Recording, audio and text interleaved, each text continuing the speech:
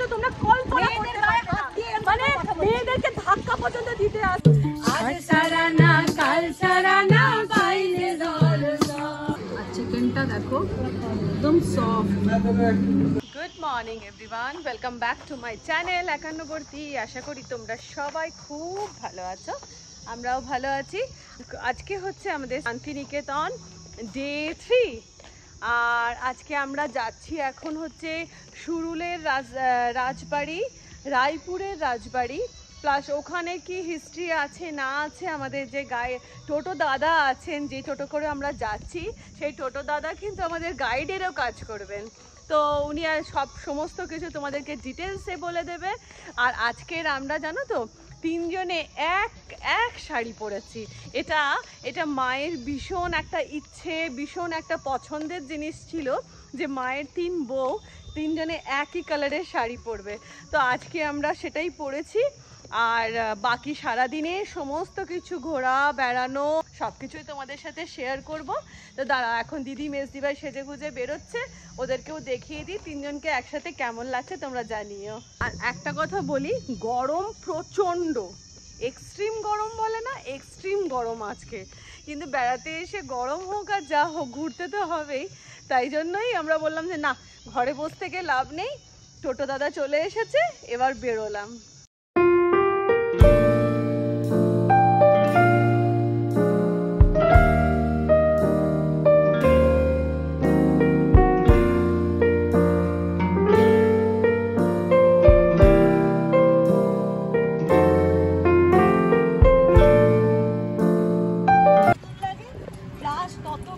শুনতে ভালো লাগে।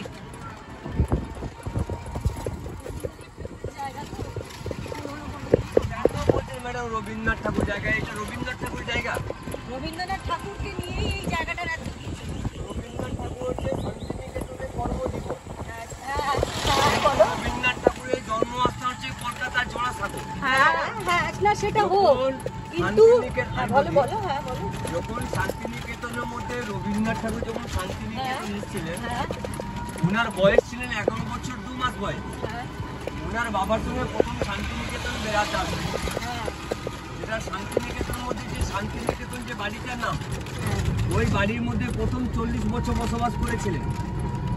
তারপরে 1901 সালে রবীন্দ্রনাথ ঠাকুরের 5টা ছেলে মেয়েকে নিয়ে গাছের তলায় ক্লাস শুরু করেছিলেন। তার মধ্যে ওনার একটা ছোট ছেলে ছিলেন রবীন্দ্রনাথ ঠাকুর।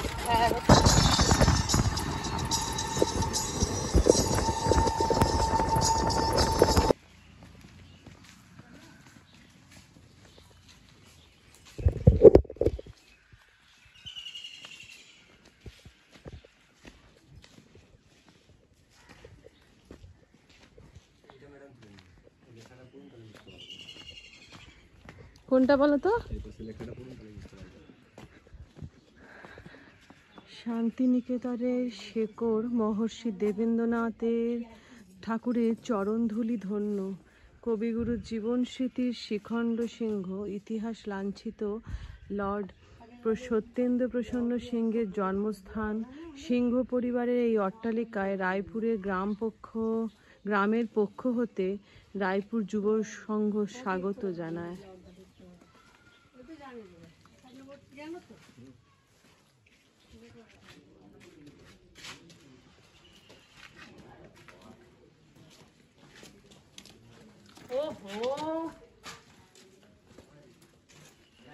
হ্যাঁ হ্যাঁ, তুমি দাও।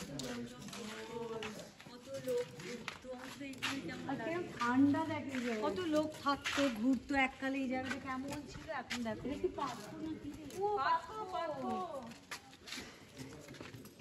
Thank you.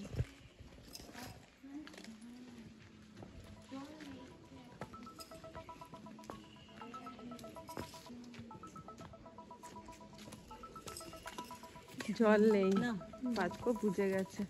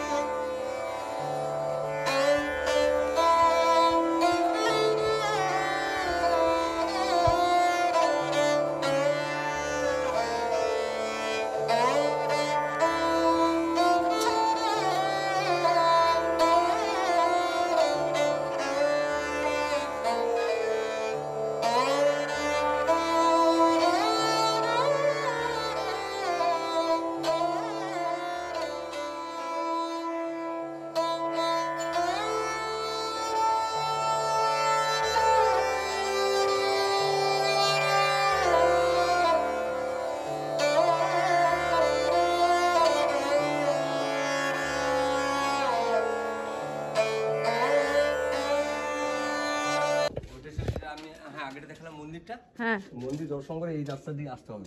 আচ্ছা আচ্ছা। এবং গেটটা ভেঙে যাওয়ার জন্যই হ্যাঁ এই রাস্তাটা বন্ধ করে দিয়েছে। আচ্ছা, এটা এখানে কোন রাজা থাকতেন? হ্যাঁ, ওনার নাম ছিলেন ভুবন মোহন সিংহ রায়। আচ্ছা, এখানকার জমিদার। আচ্ছা, ওনার কাছ থেকে রবীন্দ্রনাথ ঠাকুরের বাবা শান্তিনিকেতন 20 বিঘে জায়গায় 1 টাকার বিনিময়ে উনি কিনেছিলেন। আচ্ছা। এখানে কবে মানে এই জিনিসটা মানে এরম ভাবে ধ্বংসাবশেষ হয়ে পড়ে রয়েছে? কত বছর হয়ে গেল? আজকে প্রায় মোটামুটি 200 বছর। 200 বছর এইভাবে পড়ে আছে। এইভাবে পড়ে আছে। পরের কোনো জেনারেশন এটাকে আর কিছু করেনি। রাজবাড়িতে 3 মহারানী বসে পড়েছে।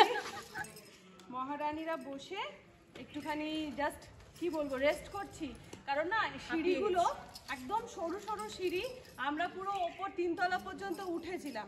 ওঠার সময় তো খুব জোশ, একদম জোশ, তখন তুঙ্গে উঠে পড়লাম। আর নাবার সময় কি হচ্ছে, সিঁড়িগুলো না ঠিক এরম টাইপের, মানে ঢালটা ঠিক নিচে কি ছোট ছোট ছোট ছোট পা দিয়ে দুটো পা দিয়ে নামার তো স্টপই নেই, কোনো একটা করে পা দিয়ে। তো সেই ওইভাবে কোনো রকমে আস্তে আস্তে আস্তে আস্তে নাবা হলো। নেবে নিয়ে এটা একটা এখন রেস্ট টাইম চলছে, একটুখানি বসা হলো। বসে আচ্ছা তোমরা দেখো, তোমরা নোটিস করেছো নিশ্চয়ই আমরা এক শাড়ি পরেছি, যেটা তোমাদেরকে শুরুতেই রাজবাড়ির মহারানী বলে কথা বলেছি যে আমাদের কেন আমরা এক পরেছি, মায়ের পছন্দের। তো যাই হোক, এবারে অজয়দা এবার কোথায় নিয়ে যাচ্ছ? এবার যাবো হ্যাঁ সুরুলের রাজবাড়ি। সুরুলের রাজবাড়ি, এটা হচ্ছে রায়পুরের রাজবাড়ি। এবার যাবো সুরুলের রাজবাড়ি। অজয় আমাকে কিন্তু তুমি উঠিয়েছো সিঁড়ি দিয়ে, বলতে পারবে না।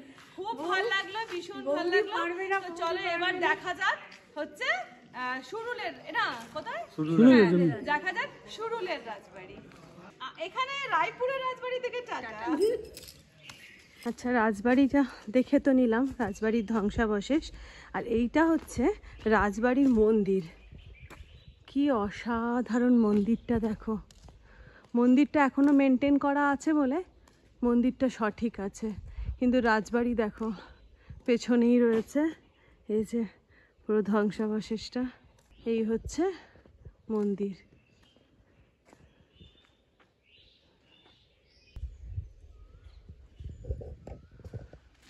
সব থেকে একটা জিনিস ভীষণ ভাবে বাজে লাগলো, তোমাদেরকে বলি। এই রায়পুরের রাজবাড়িতে এসেছিলাম, সেখানে এসে দেখে টেকে নিয়ে যখন আমরা যাচ্ছি, আমরা ওখানে গিয়ে নর্মালি আমরা রিলস করছিলাম। ওখানকার ক্লাবের ছেলেরা এসে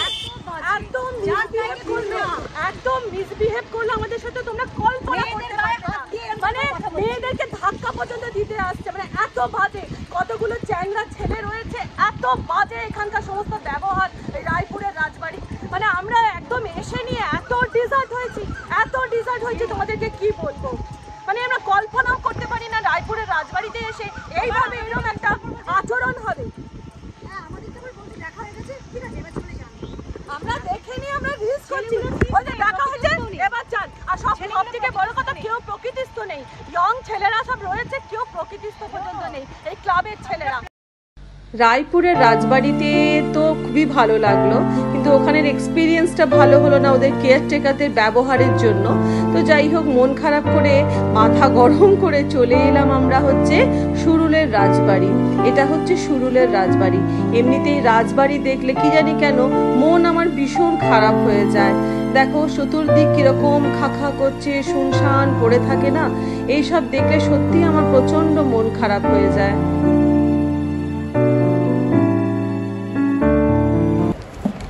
তো যাই হোক, সারাদিন অনেক ঘোরাঘুরি করে এখানে দেখলাম এক দাদা আম পোড়ার শরবত বিক্রি করছে। তো এই গরমের মধ্যে আম পোড়ার শরবতটা বেশ উপাদেয় হবে। তো আমরা লোভ কন্ট্রোল করতে পারলাম না, চলে এসেছি আম পোড়ার শরবত খেতে।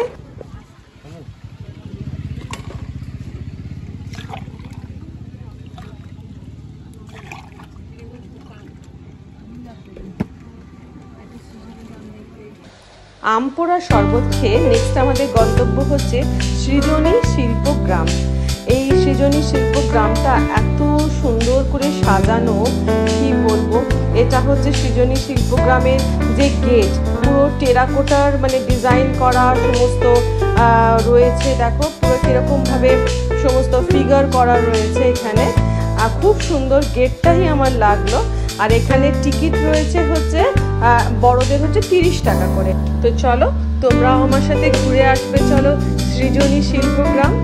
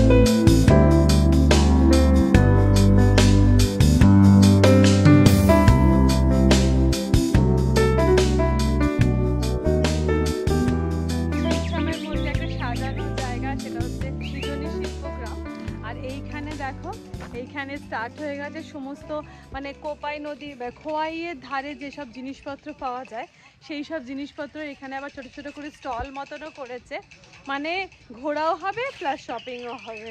তো দেখা যাক কি কি ওখানে পাওয়া যায়। আর জায়গাটা না পুরো শান্ত নিরিবিলি, খুব সুন্দর পরিবেশ।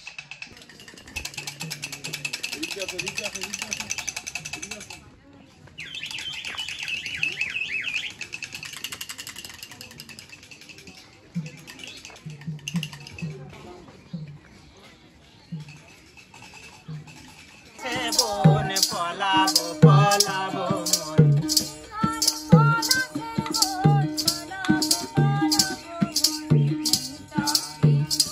ঢোল কাটে কাটে হে বতরে তিরিশি ফুল ফুটে কালো জলে কুচলা জলে ডুবলো জলাটা, আজ সারা না কাল সারা না বাইরে দল নদীর ধারে চাষে বধু মিঠাই গরুয়া, ঝিঝি বাঁকা নদী বইছে বারুমা, নদীর ধারে চাষে বধু মিঠাই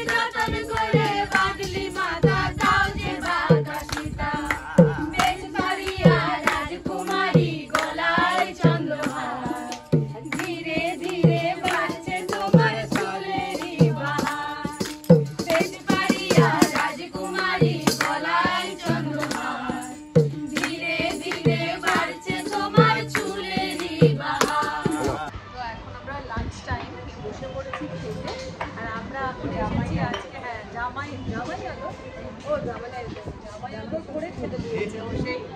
আর আমরা যে রেস্টুরেন্টে খেতে এসেছি সেটা হচ্ছে Ram Shyam cafe and restaurant. তো খাবারের অ্যাম্বিয়েন্স তো ভেতরের অ্যাম্বিয়েন্স তো মানে কোনো কথা হবে না, ভীষণই সুন্দর। আর খাবারটা তোমাদেরকে দেখাচ্ছি। এই যে রয়েছে ঘি ভাত, তার সাথে আলু পোস্ত, ঝুড়ো আলু ভাজা, বেগুনি, ডাল, এটা হচ্ছে কিসের তরকারি গো? আলু পটলের তরকারি, পাঁপড় ভাজা, শসা, গাজর, লেবু, চাটনি, আর তার সাথে আমাদের আসছে চিকেন। এই হচ্ছে টোটাল সম্পূর্ণ একটা থালি, ভেজ থালি। আর এই ভেজ থালিটার দাম হচ্ছে, প্রাইস করছে যে 190, 190 টাকা। হ্যাঁ, মাংসটা এর সাথে তোমরা যদি মাছ বা মাংস বা ডিম যেটা নিতে চাইবে সেটা সম্পূর্ণ এর সাথে আলাদা হবে আর কি। আর তার সাথে এই যে গরম গরম এক বাটি চিকেন। আর চিকেনটার প্রাইস হচ্ছে কত দাদা? 225 এরকম 4 পিস চিকেন। এই হচ্ছে খাবার টোটাল। তো চলো খাবার শুরু করা যাক।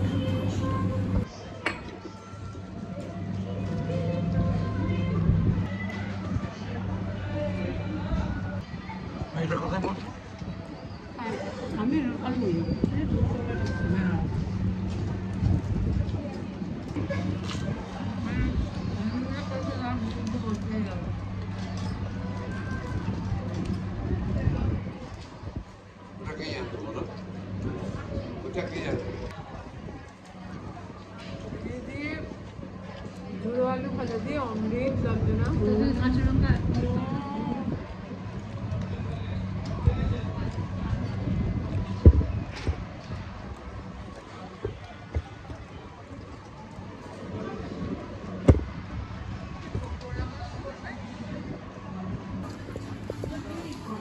তো ভাতটা খেলাম, এবারে হচ্ছে এই যে ডাল, পনির দিয়ে ডাল না ফ্রাই করে ডাল। আর এই যে বাঙালির সব থেকে প্রিয় হচ্ছে আলু পোস্ত।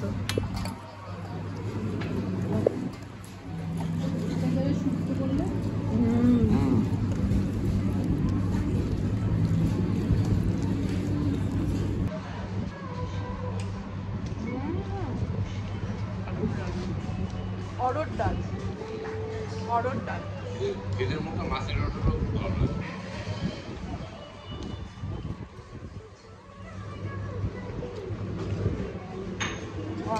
ভালো লাগে।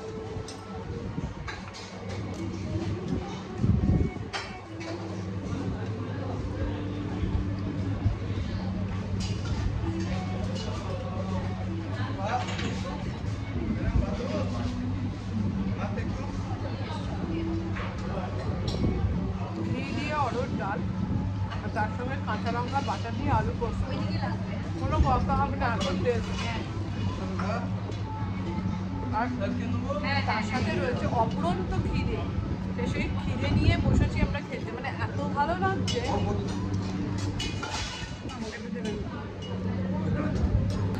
নেক্সট আইটেম চলে এসেছে এই যে কাঁসার থালাতে গরম গরম চিকেনের ঝোল।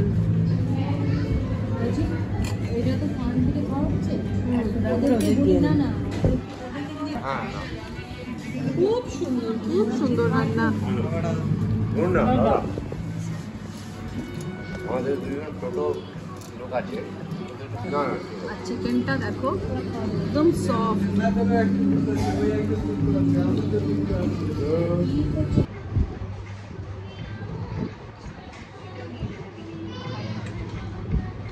হ্যাঁ বলছি, তুমি আর অজয় দুজনে ভেতরে একটু এসো, ভেতরে খাওয়ার জন্য। হ্যাঁ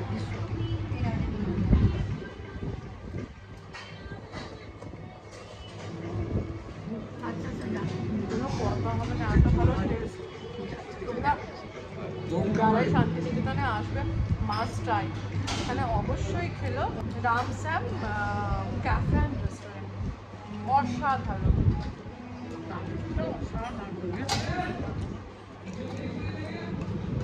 এবার নেক্সট আইটেম চলে এসেছে, এই যে পায়েস। বেশ অনেক কিশমিশ, কাজু সমস্ত কিছু দেওয়া পায়েস।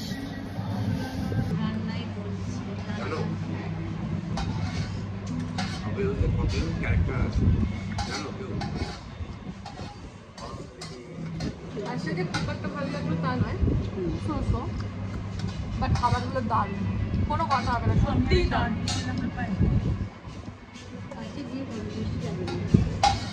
পায়েসটা একটু মিষ্টি কম আছে।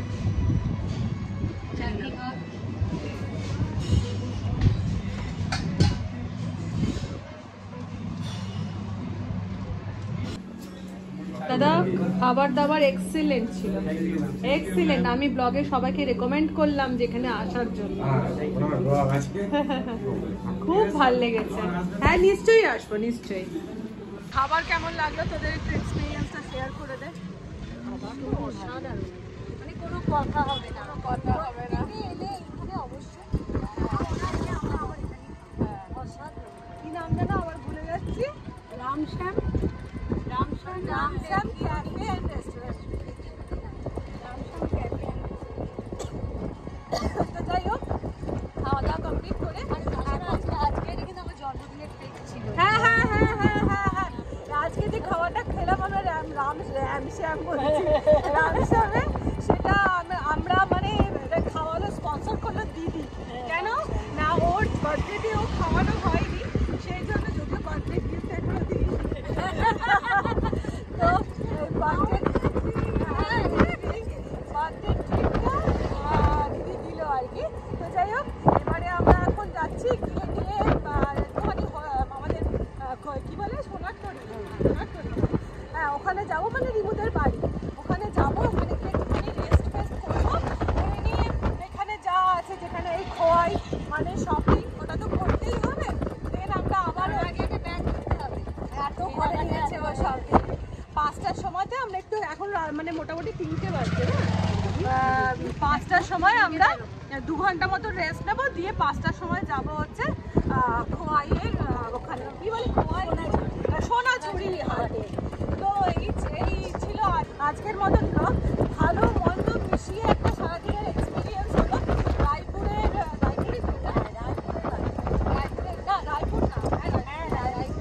রাজবাড়িতে যতটা বাজে এক্সপিরিয়েন্স হলো, বাট এখানে খেয়ে দিয়ে সেই রাগ, সেই দিয়ে ভুলে গেলাম আমরা খাওয়াটার ব্যাপারটা। দাদা হ্যাঁ আমাদের দাদা উনি নিয়ে এলেন আমাদেরকে এখানে। তো যাই হোক, ব্লগটা এখানে শেষ করে দিচ্ছি, আর শান্তিনিকেতনের ডে 3 ব্লগ এখানে শেষ করে দিচ্ছি। হ্যাঁ ডে 3 হয়ে গেল। তো আশা করছি তোমাদের এই শান্তিনিকেতনের ট্রিপ তোমাদের ভালো লেগে থাকছে, আর যদি ভালো লাগে, হ্যাঁ কালকে ডে 4 হয়ে যাবে। তো চলো তাহলে আজকের মতন শেষ করে দিচ্ছি। তোমরা সবাই খুব ভালো থেকো, সুস্থ থেকো। পছন্দ হলে ভিডিওটা একটা লাইক দিয়ে দিও, আর চ্যানেলে যারা নতুন আছো তারা চ্যানেলটাকে সাবস্ক্রাইব করে দিও। তাহলে আজকের মতন টাটা।